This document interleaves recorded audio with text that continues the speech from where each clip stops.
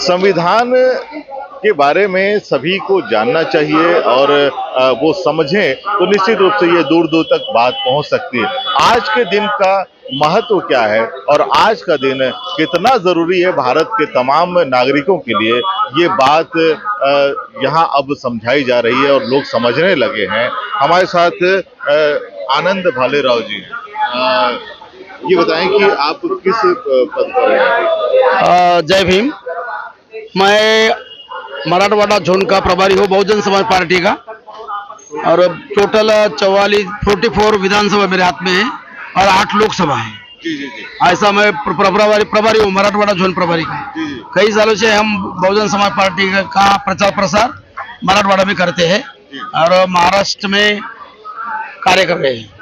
ये बताएं कि आज के दिन का महत्व बताने के लिए ये जो इस प्रकार के आयोजन होते हैं, भारत में संविधान के प्रति लोगों में जागरूकता की कमी है, इसको आप किस तरह से देखते हैं? क्या कारण है लोग संविधान के प्रति उतना जानकारी नहीं रखते? क्या इसके लिए लोग जिम्मेदार है या सरकारें जिम्मेदार? संविधान का तो महत्व सब बहुजन समाज के लिए है, क्योंकि बहुजन समाज का अधिकार, दलित, आदिवासी, ओबीसी, अल्पसंख्यकों का अधिकार परम पूज्य डॉक्टर बाबा साहब अम्बेडकर ने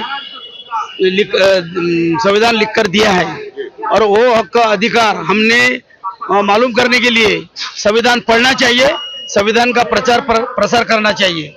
ज्यादा पैमाने में बहुजन समाज को जो हक का अधिकार मिले हैं संविधान से, जैसा कि समता, स्वातंत्र्य, बंधुत्व और न्याय, ये प्रियम्बल्स के 4 जो है, तो उसमें प्रियम्बल्स में जो अधिकार मिले हैं और अंदर में 395 आर्टिकल्स और जो 12 शेड्यूल है, इस दो पूरे फंडामेंटल्स राइट्स के बारे में बाबा साहब ने लिखे हैं, उसका सब बहुजन जनता ने, दलित, आदिवासी, ओबीसी लोगों ने उसके बारे में मालूमात कर सब बहुजन समाज को जागरूक करना चाहिए, और वो संविधान के सम्मान में हम ये उत्सव मनाना चाहिए।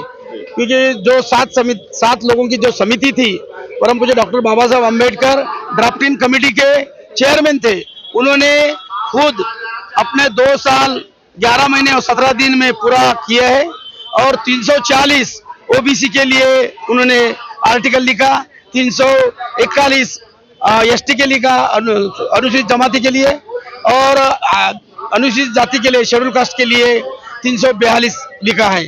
तो उसका अधिकार की जानी होने के लिए हम सत्ता प्राप्त करना चाहिए, और सत्ता प्राप्त करके पार्लियामेंट में जाकर, असेंबली में जाकर सही मायने में संविधान लागू करने की कोशिश करना चाहिए। ये इसका महत्व है। बिल्कुल बिल्कुल। ये बताएं कि आज बहुत सारे लोगों के द्वारा ये कहा जाता है कि संविधान ने जो है सिर्फ आरक्षण दिया है विशेष वर्गों को, बहुत सारे लोग इसकी आलोचना भी करते हैं, क्या कहना? संविधान ने मात्र आरक्षण ही नहीं दिया है, इस देश के सारे समाज को जो भी रहता है यहाँ पे, इन सारे समाज को हक और अधिकार भी दिए हैं, ताकि वो 3 जो है मूलभूत अधिकार, और दूसरी बात, किसी भी आदमी के पास अगर जन्म लेता है देश में, तो उसकी सेहत अच्छी रहनी चाहिए पहले, उसके बाद उसको अच्छी शिक्षा मिलनी चाहिए, और तीसरी बात है उसको रोजगार मिलना चाहिए। ये तीनों चीजें सबसे पहले संविधान में लिखी गई है, और वो देने के अधिकार, वो सारा सब कुछ लागू करने के अधिकार है सरकार को। ये सारा सब कुछ संविधान समझाना, संविधान में क्या लिखा है वो सारा सब कुछ देना, ये जो कुछ भी देश में सरकार बनती है, जो एमपी मेंबर ऑफ पार्लियामेंट बनते हैं, जहाँ जाते हैं, मंत्री बनते हैं, पीएम बनते हैं, उनका काम है। मगर इन लोगों ने आज तक भारत देश में 73 इयर्स होने के बावजूद भी ये तीनों चीजें इस देश में रहने वाले बहुसंख्य समाज, जो अभी सज ने बोला है, इस देश में रहने वाला बहुसंख्य समाज जो है ओबीसी, उसके बाद है दलित को हम बोलते हैं एससी एसटी, और माइनॉरिटीज, जिसमें मुस्लिम समाज बहुत बड़े पैमाने पर आता है। आज देखा जाए तो ना इनका सेहत अच्छी है, ना इनको अच्छी शिक्षा मिली है, ना इनको रोजगार मिले हैं। इसकी वजह से इस देश का बहुत बड़ा नुकसान, देश का बोले तो एक आदमी का नुकसान बोले तो देश का नुकसान, मगर देश की सरकार आज तक ये समझती ही नहीं कि एक आदमी का नुकसान होना बोले तो देश का नुकसान होना, ये सारा सब कुछ करने का काम है देश चलाने वाले लोगों का, जिसको हम मेंबर ऑफ पार्लियामेंट करके चुन के देते हैं। मगर इन्होंने 73 ईयर्स हुए अभी तक संविधान लागू नहीं किया। बहुत सारे लोग बोलते हैं संविधान खतरे में है, संविधान बचाओ, संविधान बदल रहे हैं, संविधान ये कर रहे हैं। बहुत अच्छी बात है, बोलना चाहिए, करना चाहिए, मगर संविधान कहाँ रखा है? संविधान तो संसद में रखा है, और इस संविधान को कौन लागू करते हैं? संविधान को लागू करते हैं सरकार, और वो सरकार किनसे बनती है? हमारे वोटों से। जो मेंबर ऑफ पार्लियामेंट हम चुन के देते हैं बहुत अच्छे हैं, संविधान लागू करेंगे हमारा भी कल्याण हो जाएगा। इस पूरी दुनिया में 125 कंट्री ने प्रगति की अपने अपने देशों में। देश को प्रगति के लिए क्या लगता है? तुम्हारे पास 4 चीजें होना चाहिए देश में। पहली चीज है जमीन, दूसरी चीज है खनिज संपत्ति, जंगल और पानी।